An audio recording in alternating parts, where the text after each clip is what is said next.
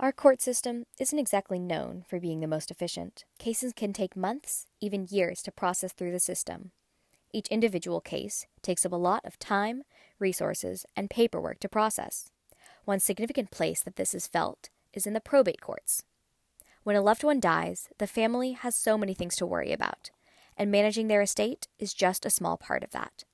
Dying without a will or dying intestate makes that process exponentially more difficult and can be emotionally and financially far more costly. The legal costs here can easily cost between 3 and 7% of the total value of the estate. But what if you could skip much of that paperwork and speed up the process? What if the court only needed to press a button and could distribute the estate instantly? That is my proposal: computational intestate succession. With the help of smart contracts and blockchain technology, part of the role of the personal representative can essentially be passed on to a computer program. First, we must understand how the process of intestate succession works today. The court first nominates a personal representative to help the court oversee the administration of the estate. This personal representative is often a family member, or if no surviving family member is competent, then the court nominates someone else. The personal representative will then identify any living heirs, typically family members, and calculate the assets of the estate. That means locating and evaluating all of their debts and assets. Once the personal representative has done this, they then take this information to the court, and the court distributes the estate to the family members.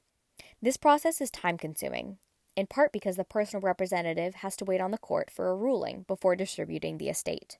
In the meantime, family members can't get to the decedent's assets, even if they had been relying on them before they died. To simplify this process, we can take away some of the responsibilities of the personal representative and give them to a smart contract. The name smart contract is deceptive to legal scholars, as it is not innately a legal contract. Rather, it is simply computer code that helps to procedurally carry out an agreement. If parties agree that it is to be legally binding, it can be made legally enforceable. Essentially, it is an agreement memorialized in code. The validity of its smart contract is secured by storage on the blockchain. Blockchain technology stores information across participating computers around the world, decentralizing its ledger and allowing the information to be stored peer-to-peer, rather than relying on a central database. Because randomized, disinterested parties confirm the validity of the smart contract, in that it has not been changed from the time it was entered, the smart contract has been made more secure than were it to be stored on a centralized database, which can be vulnerable to attack. There is one more piece of technology that is necessary to create this smart contract: a programming language. Like most in the legal field, I am not a coder. However, Lexon was created specifically for legal practitioners to be able to convert natural language that any English speaker can understand into a programming language that the computer can understand. With these technologies, we are equipped to simplify the intestate succession problem. First, we need to look at the law as it is currently written. How the estate is distributed is currently governed by state law. For the purposes of this research, I look to the Uniform Probate Code, as it has influenced a number of state laws. We then take this rule of law and break it out into its component parts to see how the estate will be divided, depending on who survives the decedent.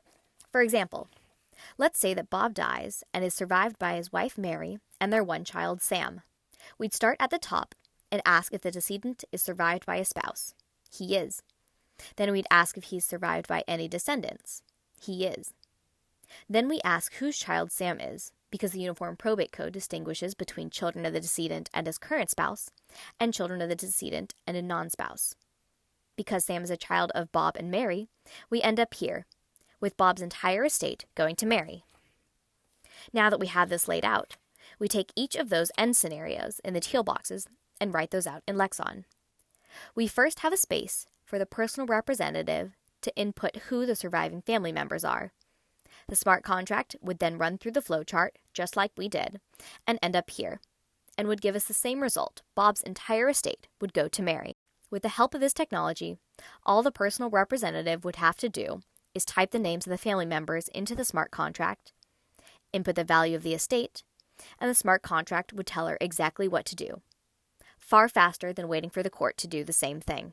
While the technology is still a ways off from completely taking over the role of the personal representative of an intestate estate, this process of computational intestate succession is a solid first step towards automating that process and lightening the burden on loved ones.